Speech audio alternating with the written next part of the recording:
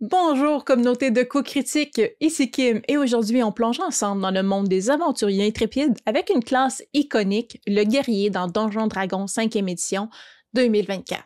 Donc que vous soyez un vétéran cherchant à perfectionner votre technique ou un nouveau joueur curieux de découvrir ce que ça signifie être un véritable maître du combat, le guerrier est une classe qui offre une puissance brute, une polyvalence tactique et un style de jeu adaptable à toutes les campagnes. Dans cette vidéo, on va explorer ce qui fait du guerrier un choix incontournable. Donc, ses habiletés, ses nouvelles habiletés, ses styles de combat améliorés et comment les changements de l'édition 2024 enrichissent encore plus l'expérience des joueurs, que vous soyez équipé d'une épée longue scintillante ou d'un marteau de guerre imposant. Donc, le guerrier, c'est probablement le personnage martial le plus emblématique de Donjons Dragons et c'est un ajout fantastique à n'importe quel groupe d'aventuriers. Les guerriers règnent sur de nombreux champs de bataille. Donc, chevaliers en quête, champions royaux, soldats d'élite et mercenaires aguerris, en tant que combattants, ils partagent tous une prouesse inégalée avec les armes et les armures. Donc, ils connaissent bien la mort en la donnant et en la défiant, j'allais dire quotidiennement, fréquemment. Donc, fréquemment. Bien que leurs options de compétences soient souvent limitées, les guerriers excellent au combat. Donc, sont résistants, dangereux et profondément personnalisables pour s'adapter à une variété de styles de jeu. Les guerriers maîtrisent diverses techniques d'armes et un combattant, un guerrier bien équipé, a toujours le bon outil à portée de main pour toute situation de combat. De même, un guerrier est expert avec toutes les formes d'armure. Au-delà de ce degré de familiarité de base, chaque combattant se spécialise dans certains styles de combat. Donc, certains vont se concentrer sur le tir à l'arc, d'autres sur le combat avec 2 armes à la fois, et d'autres encore sur l'amélioration de leurs compétences martiales avec la magie. Donc, cette combinaison-là d'habiletés étendues et de spécialisation poussée fait que les guerriers deviennent vraiment des combattants supérieurs. Donc, les guerriers sont un excellent exemple de complexité optionnelle dans Donjons Dragons 5e édition. Donc, le cœur de la classe est simple et résilient, mais la complexité des sous-classes varie considérablement. Le champion ajoute presque aucune complexité, mais il reste vraiment très satisfaisant à jouer et presque inarrêtable à des niveaux élevés. Les sous-classes comme Battle Master ajoutent une complexité supplémentaire assez substantielle, mais peuvent apporter des nouvelles options tactiques vraiment fantastiques à jouer. Donc, ça fait du guerrier un excellent choix pour les joueurs de tous les niveaux d'expérience et pour les joueurs ayant un large éventail de préférences. Ça va vous permettre de créer un personnage que vous allez trouver mécaniquement attrayant sans demander plus de travail que vous souhaitez vraiment en mettre. Donc, les guerriers excellent en tant que défenseurs et attaquants, mais peuvent ajouter des rôles supplémentaires en fonction de vos choix de construction. Donc, vous pouvez également explorer le rôle d'éclaireur si vous êtes bâti autour de la dextérité, ce qui vous permet de réussir avec des compétences comme la furtivité et avec des outils comme les outils de voleur. En tant que l'une des classes les plus populaires de Donjons Dragons 5e édition, le guerrier, c'est un élément central du jeu et sans doute une des options les plus simples et les plus fiables en matière de création de personnages. Donc, pour jouer le guerrier, premièrement, le dé de vie. Donc, le dé 10 pour des points de vie, c'est la norme pour les personnages martiaux et c'est largement suffisant pour vous permettre d'affronter l'adversité, surtout avec une armure lourde et des habiletés comme second souffle. Votre caractéristique principale, ça va dépendre. Force ou dextérité, selon votre style de combat. Puis ensuite, vous allez investir en constitution pour les points de vie. Donc, les sous-classes des chevaliers Eldritch et les guerriers psy introduisent un besoin d'intelligence, mais vous restez avant tout un combattant. Donc, un niveau d'intelligence de 14, c'est un choix plutôt sûr pour répondre à vos besoins sans abandonner la sagesse. Si vous construisez pour combattre à distance, envisagez de réduire légèrement la constitution pour vous concentrer davantage sur l'intelligence et éventuellement la sagesse. Au niveau des maîtrises de sauvegarde, on parle de force et de constitution. Les sauvegardes de force sont assez rares en jeu, mais les sauvegardes de constitution sont courantes et généralement amènent des impacts ou des effets plutôt problématiques. Donc, c'est une bonne maîtrise à avoir. Au niveau des maîtrises de compétences, vous maîtrisez toutes les armes, armures et boucliers, mais vous n'obtenez aucune compétence en matière d'outils et seulement 2 maîtrises de compétences. Donc, vous pouvez donc personnaliser, oui, votre guerrier comme il vous tente pour le combat, mais les options sont plus restreintes, oui, rendues hors combat. Au niveau de l'équipement de départ, vous avez 3 options. Donc, la première, c'est une cotte de maille, une épée à 2 mains, un fléau, 8 javelots, un ensemble d'explorateurs de donjons et 4 pièces d'or. Sinon, vous pouvez prendre une armure en cuir clouté, un cimeterre, une épée courte, un arc long avec 20 flèches et un carquois, un ensemble d'explorateurs de donjons et 11 pièces d'or. Ou vous pouvez dire, ben non, je veux ni une ni l'autre et je vais prendre 150 pièces d'or pour m'équiper, oui, comme je le veux. Maintenant, au niveau des habiletés de classe, au niveau 1, vous gagnez le style de combat. Donc, vous avez perfectionné vos prouesses martiales et obtenu un don de style de combat de votre choix. Donc, chaque fois que vous gagnez un niveau de guerrier, vous pouvez remplacer le don que vous avez choisi par un don de style de combat différent. Le plus gros changement, c'est que les styles de combat sont désormais considérés comme des dons, les rendant généralement plus accessibles. Le guerrier donc en gagne un au niveau 1 et vous pouvez échanger contre un nouveau style de combat. Comme j'ai dit, à chaque fois, vous gagnez un niveau, contrairement à la version précédente où le choix était scellé. De plus, toutes les options de guerrier qui étaient dans Tasha's Cauldron of Everything sont incluses. Donc, les styles de combat que vous pouvez choisir sont le tir à l'arc. Vous obtenez un bonus de +2 au jet d'attaque que vous effectuez avec les armes à distance. Le combat en aveugle qui vous donne la vision aveugle, donc blind sight, avec une portée de 10 pieds. Vous avez défense qui permet, lorsque vous portez une armure légère, moyenne ou lourde, d'obtenir un bonus de +1 à la classe d'armure. Duel, que lorsque vous tenez une arme de mêlée dans une main et aucune dans l'autre main, vous obtenez un bonus de +2 au jet de dégâts avec cette arme-là. Le combat à l'arme puissante permet, elle, de lancer les dégâts pour une attaque que vous effectuez avec une arme de mêlée que vous tenez à 2 mains, de pouvoir considérer n'importe quel 1 ou 2 sur le dé de dégâts comme un 3. Donc, vous faites un minimum de dégâts à chaque fois. L'arme doit avoir la propriété à 2 mains ou polyvalente pour bénéficier de cet avantage-là. Un autre don, c'est interception. Lorsqu'une créature que vous pouvez voir frappe une autre créature à 5 pieds de vous, donc 1,5 mètres, avec un jet d'attaque, vous pouvez effectuer une réaction pour réduire les dégâts infligés à la cible de 1d10 plus votre bonus de maîtrise. Donc, vous devez tenir un bouclier ou une arme simple ou martiale pour réussir à utiliser cette réaction-là. Donc, vous devez devoir mettre quelque chose entre l'attaque et votre allié.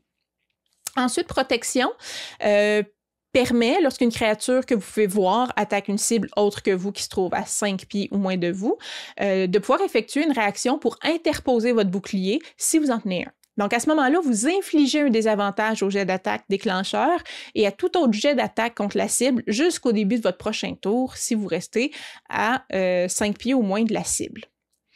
Combat à l'arme de jet vous permet, lorsque vous touchez avec un jet d'attaque à distance en utilisant une arme qui a la propriété jet, comme les javelots par exemple, d'obtenir un bonus de +2 au jet de dégâts. Combat à 2 armes permet, lorsque vous effectuez une attaque supplémentaire en utilisant une arme qui a la propriété légère, de pouvoir ajouter votre modificateur de caractéristique aux dégâts de cette attaque si vous l'ajoutez pas déjà aux dégâts.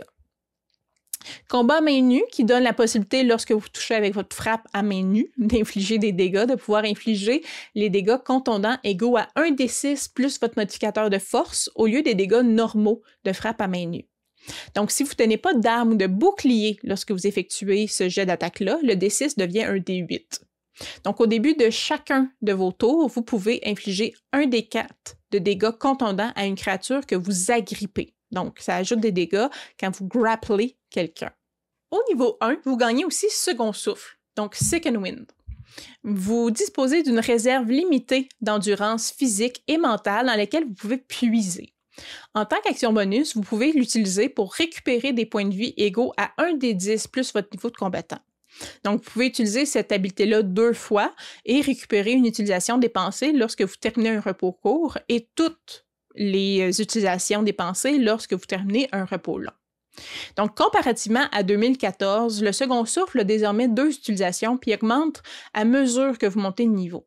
La méthode de récupération vous permet aussi de les utiliser de manière plus sporadique selon vos besoins tout au long de la journée. Donc, c'est un excellent moyen de vous maintenir en forme au combat sans avoir à demander de l'aide aux lanceurs de sorts. Assurez-vous d'avoir utilisé au moins une fois votre second souffle avant chaque repos court pour économiser vos dés de points de vie quand vous voulez reprendre des points de vie en vous reposant. Au niveau 1, vous gagnez aussi une maîtrise d'armes.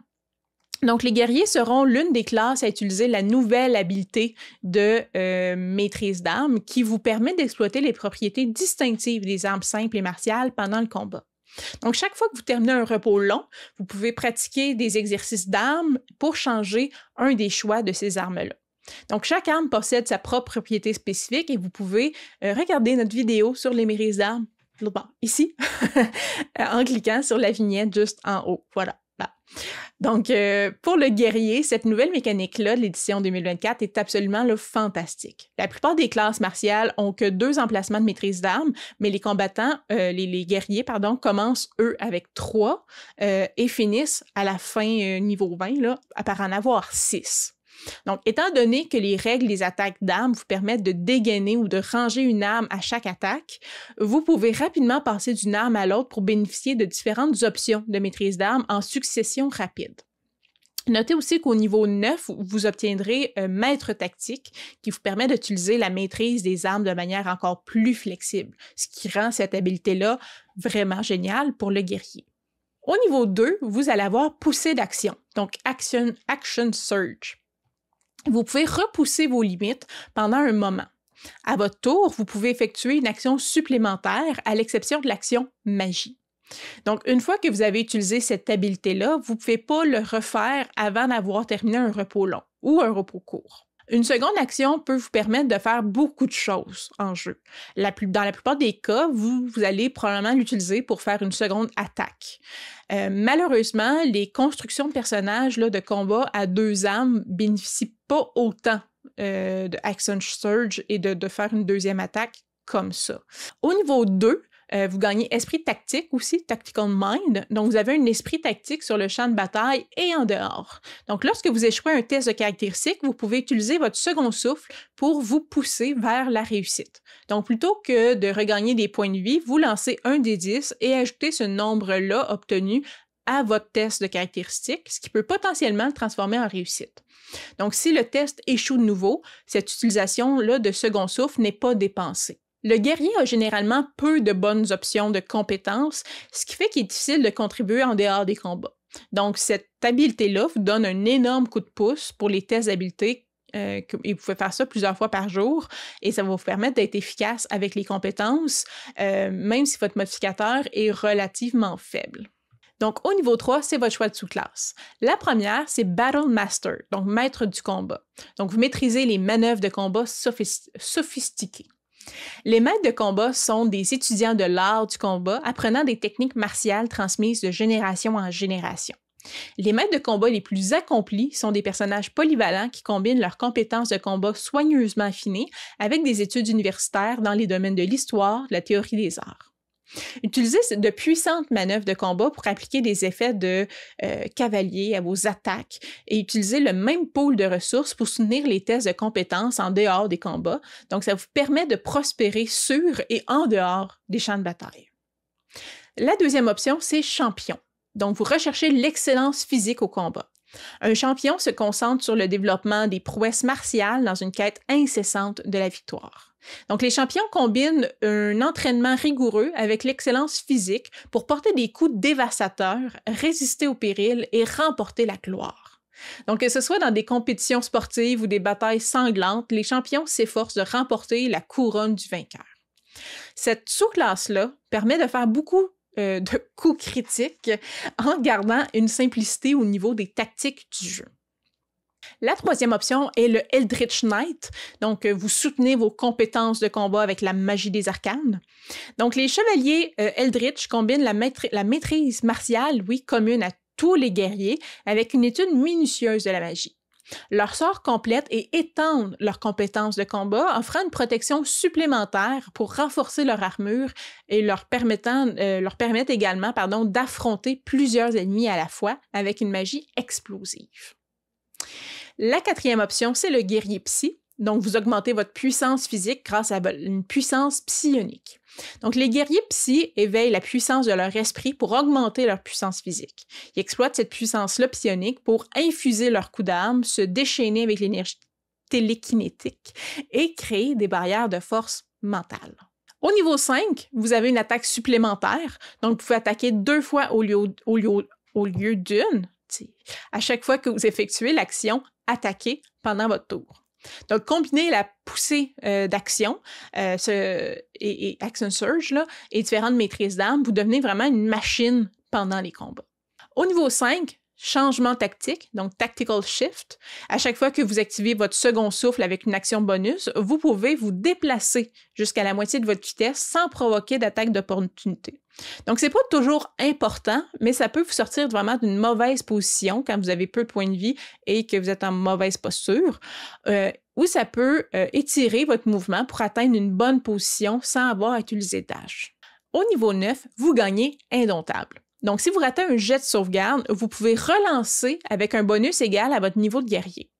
Vous devez utiliser le nouveau jet, peu importe, et vous ne pouvez pas utiliser cette habileté-là à nouveau avant d'avoir terminé un repos long.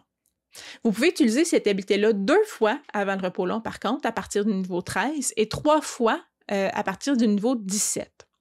Donc, avec les limites mathématiques là, de la 5e, les seuils de difficulté de sauvegarde ne dépassent pas vraiment 20 avant longtemps.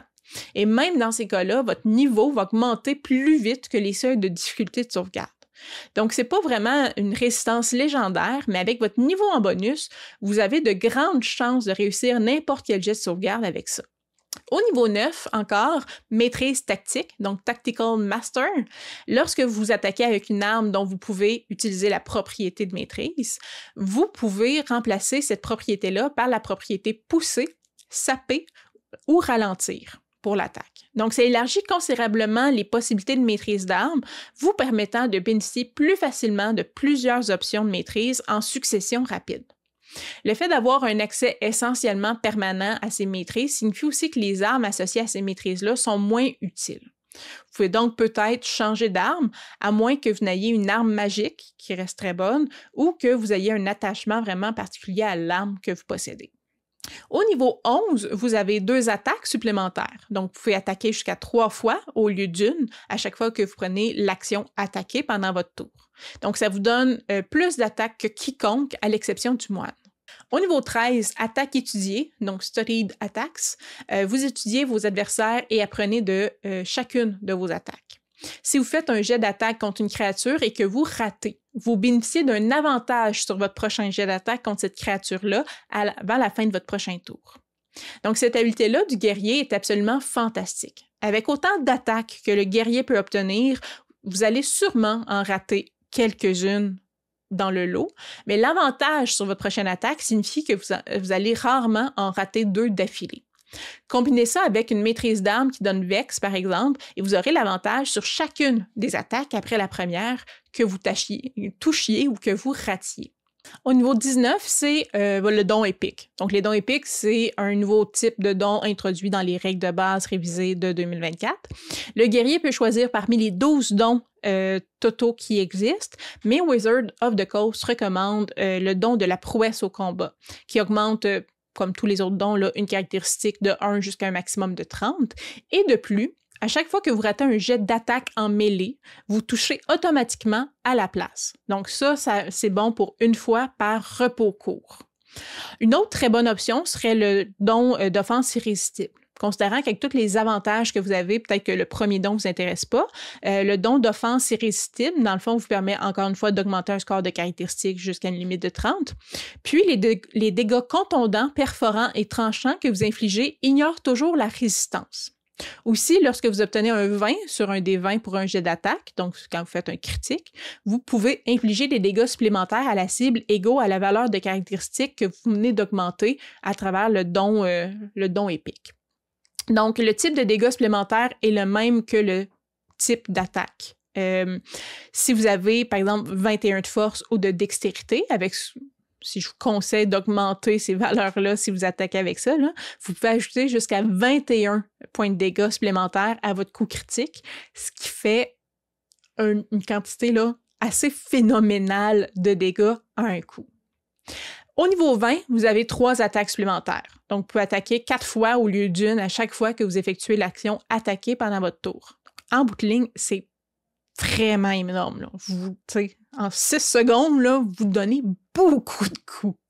Au final, les modifications apportées à la classe de guerrier dans la version 2024 de Donjons Dragons ont reçu des retours largement positifs, les joueurs appréciant les améliorations apportées à la polyvalence au combat et les nouvelles options utilitaires. Donc, de nombreux joueurs apprécient l'utilité étendue offerte par des habiletés comme Tactical Mind qui améliorent les contributions hors combat. La maîtrise des armes aussi est largement saluée pour rendre le guerrier plus tactique et plus percutant, même dans des campagnes prolongées. Les améliorations de sous-classes, aussi en particulier pour la sous-classe des champions, sont considérées comme des mises à jour, des mises à niveau, on pourrait dire, significatives. L'interdiction de l'action magique avec Action Surge limite la polyvalence des chevaliers Eldritch, ce que certains voient comme un inconvénient pour la créativité là, dans les builds hybrides. Certains joueurs estiment que l'utilité non combattante de la classe est encore quelque peu limitée par rapport aux autres classes, malgré les nouvelles habiletés. Dans l'ensemble, les changements rendent le guerrier plus attrayant à jouer, en particulier dans les scénarios de combat, en ajoutant des couches de profondeur tactique et des options de personnalisation, tout en conservant la simplicité de base qui plaît aux nouveaux joueurs. Donc, ces mises à jour-là sont un effort clair pour moderniser la classe sans aliéner les points forts traditionnels. Donc voilà, aventuriers, vous connaissez maintenant tous les secrets pour devenir un maître du champ de bataille avec la classe des guerriers dans Donjons Dragons 5e édition version 2024. Donc que vous choisissiez de brandir une arme légendaire, d'écraser vos ennemis avec un marteau imposant ou de vous tenir fièrement comme un rempart pour vos alliés, le guerrier est une classe qui ne cesse de briller par sa puissance et sa polyvalence. Donc, avec les nouvelles options de cette version 2024, il y a plus de moyens que jamais de personnaliser votre style de jeu et de dominer chaque rencontre. Dites-nous en commentaire quel type de guerrier avez-vous envie de jouer? Est-ce qu'il y a un des 4 sous-classes qui vous intéresse le plus? Un style de combat qui vous intéresse davantage? Est-ce que vous préférez être une machine à dégâts ou un défenseur indomptable ou un stratège rusé? Donc, j'ai hâte de lire vos idées, de lire vos meilleures histoires, en fait, de combats épiques. Et si cette vidéo-là vous a plu, pensez à laisser un petit thumbs up, à vous abonner pour plus de contenu on espère aussi épique, et à activer la cloche pour rien manquer de nos prochaines aventures et de nos prochaines vidéos. Donc, merci d'avoir regardé et à la prochaine. Bye!